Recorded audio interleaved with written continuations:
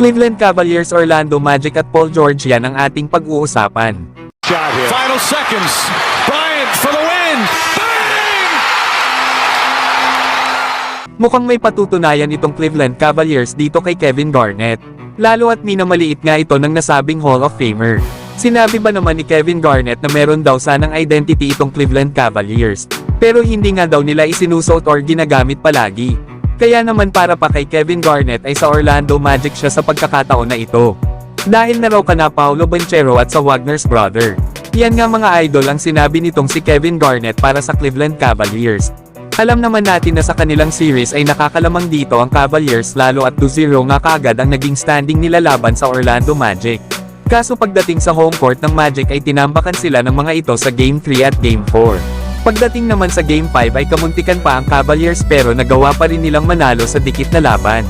Sa Game 6 sana ay may pagkakataon nitong Cavaliers na tapusin na ang serye nila laban sa Orlando Magic. Pero hindi nga nag-step up ang ibang players ng Cavaliers kaya natalo sila sa Orlando Magic. Sayang pa naman ang performance ni Donovan Mitchell dahil mahigit sa kalahati ng puntos ng kanilang kupunan ay nanggaling sa kanya. Ito ay matapos itong makagawa ng 50 points na nalagpasan nga ni Donovan Mitchell ang record ni LeBron sa playoffs.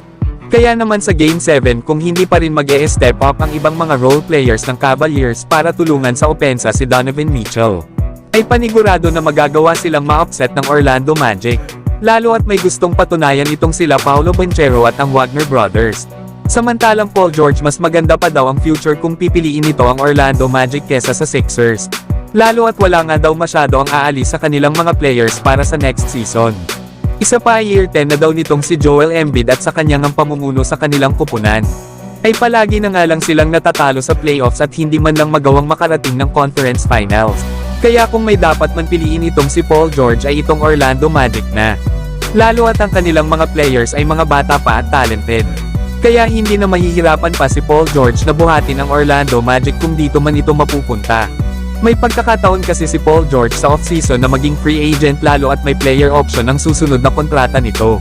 Kaya kung ako dito kay PG-13 ay mas pipiliin ko pa ang umalis ng Los Angeles Clippers. Lalo at simula nang dumating ito sa kanilang kupunan sa Clippers, ay palagi na lang silang natatalo sa playoffs at hindi man lang sila makarating ng NBA Finals kasama itong si Kawhi Leonard. Kaya kung pipiliin naman ni Paul George ang Philadelphia 76ers para sumama kay Joel Embiid, ay para na rin niyang sinamahan itong si Kawhi Leonard. Kaya mas maganda nang pumunta nga ito sa Orlando Magic kapag pinili ni Paul George na subukan ang free agency.